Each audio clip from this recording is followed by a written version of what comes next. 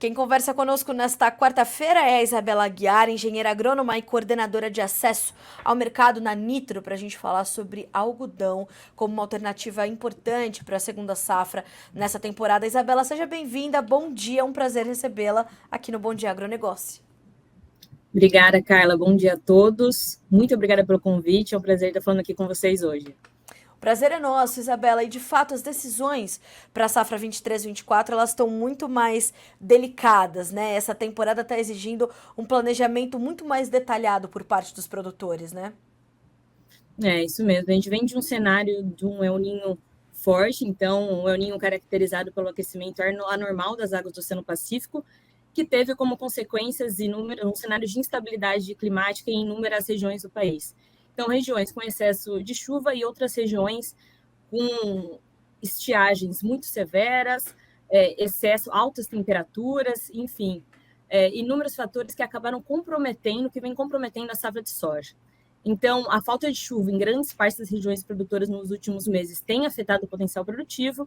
O último relatório da Stonex, do dia 2 de janeiro, ele mostrou que a estimativa de produção de soja para o Brasil na safra 23-24 é de 152,8 milhões de toneladas, nessa última revisão de janeiro, comparado com uma queda ali de 5,6% frente à divulgada no mês anterior.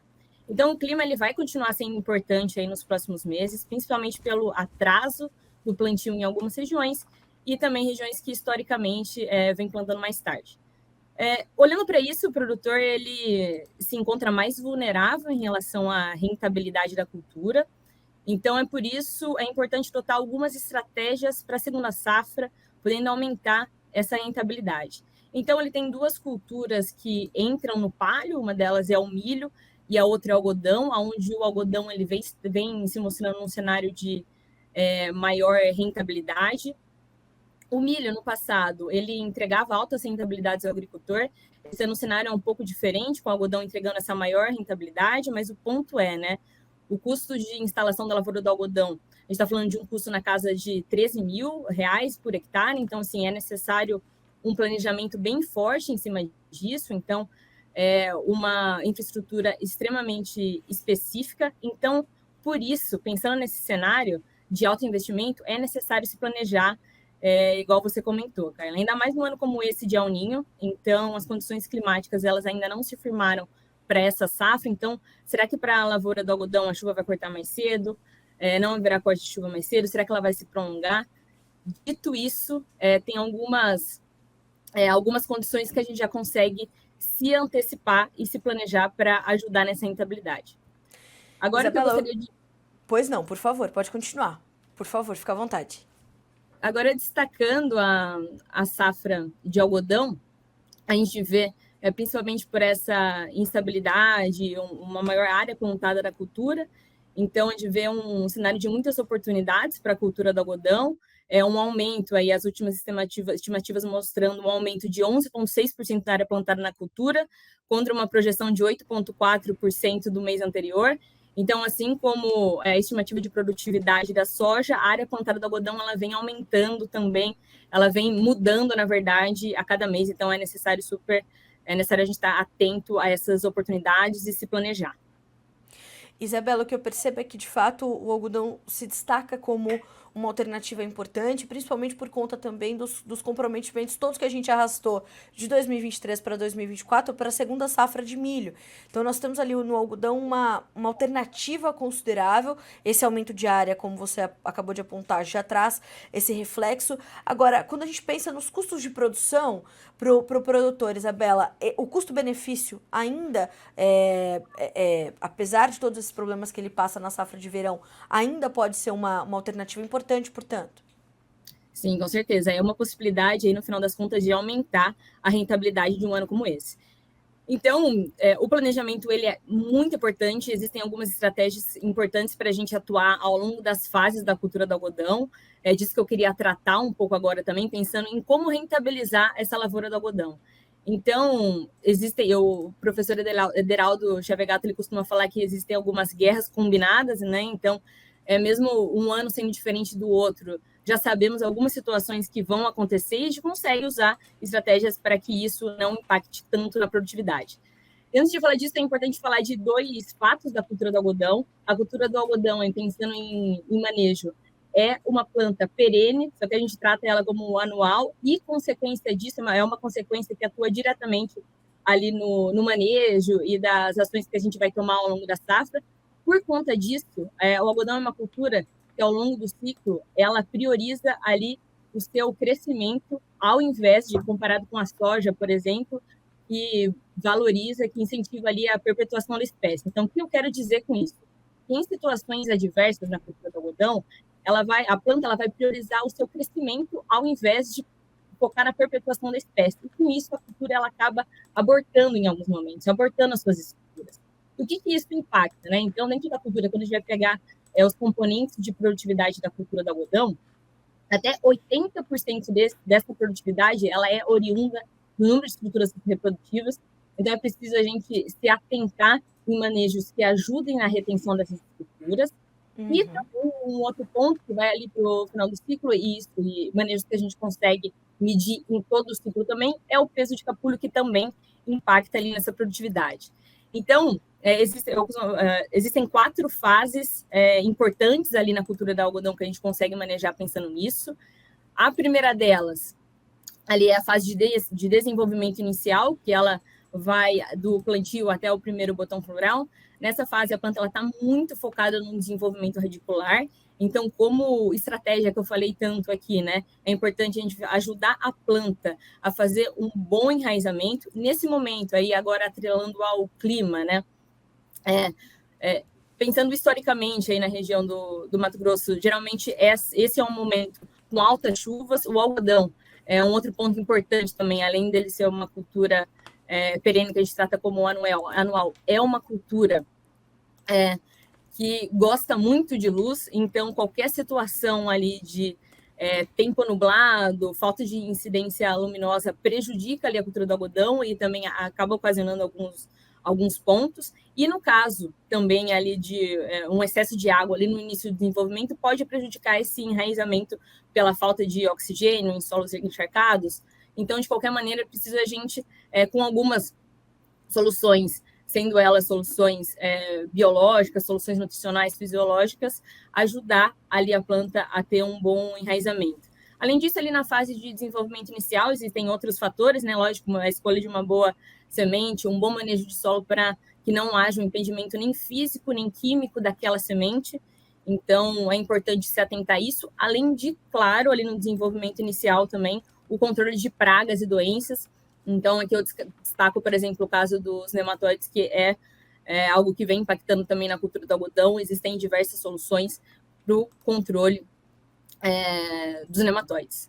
Então, assim, como eu falei, algumas fases importantes ali do desenvolvimento da cultura. A primeira delas é a fase de desenvolvimento inicial, onde a gente precisa fazer com que a planta tenha um bom arranque inicial, uma boa uniformidade, um bom enraizamento.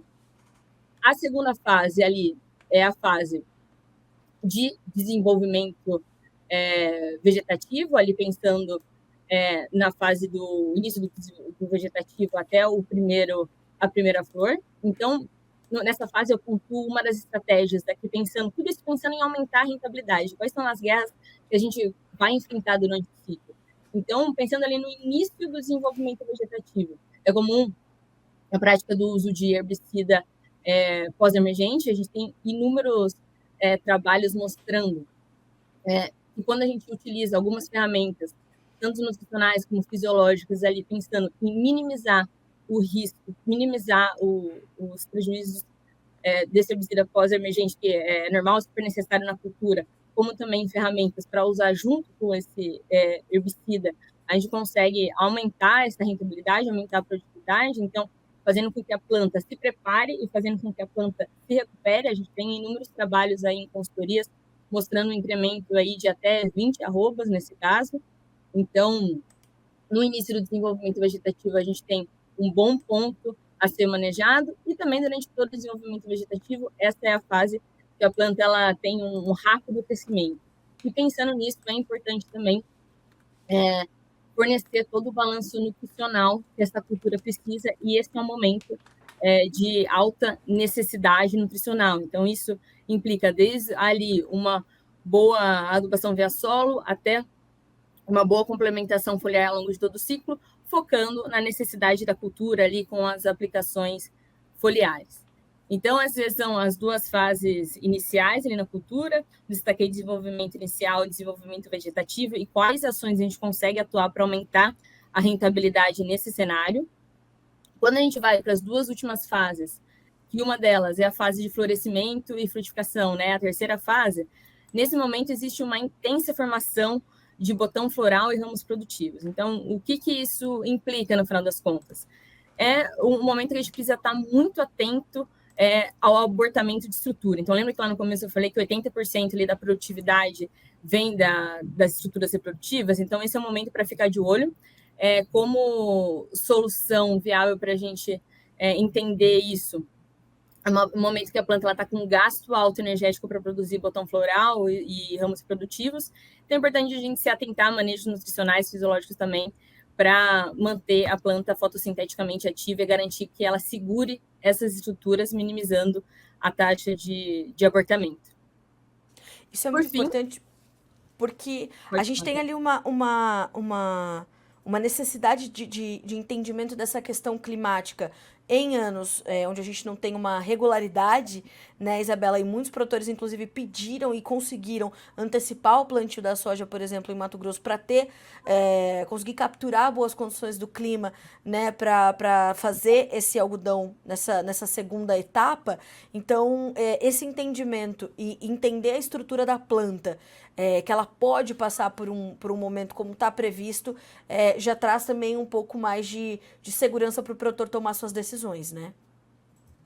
Com certeza. O algodão é uma cultura extremamente técnica e o entendimento da fenologia, que a gente vem tratando aqui, é super importante para conseguir atuar e aumentar ali a rentabilidade no final do ciclo. Então, esses são fatores importantes. Ali a gente divide fenologicamente falando esses 3 momentos, né? E, por último, e não menos importante, a gente tem a fase de finalização ali do ciclo, que é a fase de maturação, que vai da formação das maçãs e dos capulhos. Então, é um momento onde o peso, que é cerca ali de 20% ali dos componentes de produtividade, o peso e a qualidade de fibra, ela vai ser formada. Então, é um momento para atuar nesses fatores. Então, é um momento onde, principalmente, está muito ligado à temperatura e umidade. Como você trouxe aí do cenário climático, geralmente em maio existe ali o corte das chuvas, né? Então é importante a gente se atentar ali para as previsões do que vem até o momento para entender, será que essa chuva vai cortar antes? Será que essa chuva vai cortar depois? A chuva cortando antes, a gente pode adotar algumas estratégias pensando em antecipar essa formação dessas estruturas, e aí existem também diversas soluções onde a gente pode atuar nesse manejo, como é o caso de potássio, boro, magnésio, que vão contribuir para a translocação no fotossimilado e deposição da celulose nesse momento. Então, assim, pensando em todos esses fatores, entendimento dessas fases, é possível manejar uma planta pensando numa maior rentabilidade da cultura, né? Visto que a gente teve uma safra de soja prejudicada ali pelo El Niño, é possível a gente adotar estratégias que a gente já sabe o que vai acontecer em algumas situações para aumentar essa rentabilidade. Bom, Isabela, a gente certamente traz dicas valiosas para o produtor que está ali também tomando as suas decisões. Eu quero muito te agradecer pela sua participação conosco, por estar conosco aqui no Bom Dia Agronegócio nessa quarta-feira, já nesse início de 2024. E sempre portas abertas para você, para todo o time da Nitro, para que a gente continue trazendo essas dicas de ouro para o produtor. Obrigada mais uma vez.